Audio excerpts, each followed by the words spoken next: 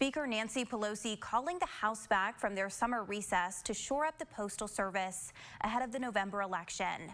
But the bill is unlikely to move through the Senate. Here's ABC's Karina Mitchell with the latest details. In a rare Saturday session, the House voting to approve legislation allocating $25 billion to the U.S. Postal Service. The bill prioritizes all official election mail as first class and prohibits the removal of sorting machines and mailboxes, which some say have contributed to delays in mail delivery.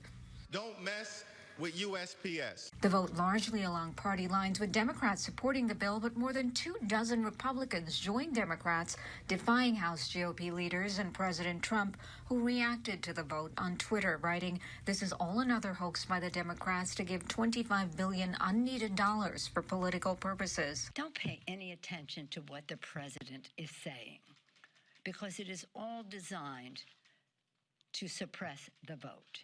On Friday, the president continued pushing unfounded claims, suggesting mail-in voting would undermine election results. You're not going to be able to know the end of this election, in my opinion, for weeks, months, maybe never. But House Majority Leader Steny Hoyer said voting by mail will allow Americans to vote safely during the pandemic. Voting mail is super first-class mail. It is our democracy.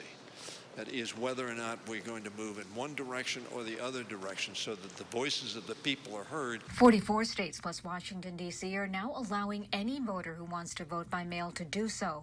Only registered voters will have their votes counted. Once you've voted, your name will be crossed off and you will not be able to vote again. Today's vote coming just 24 hours after the Postmaster General, Louis DeJoy, a Trump appointee, assured senators that ballots will be delivered on time. This sacred duty is my number one priority between now and Election Day. Senate Majority Leader Mitch McConnell had previously said the Senate would not take up a standalone postal bill, tonight accusing Democrats of, quote, ignoring the urgent needs of the American people.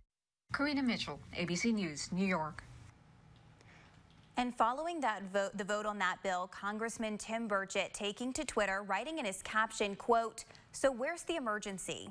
The bill has $25 billion with a B for the post office. They've already said they've got $14 billion in reserves, and they have a $10 billion line of credit. So this is totally manufactured. It's an emergency, according to Speaker Pelosi, so she waits till Saturday to bring us in after the Democrat convention.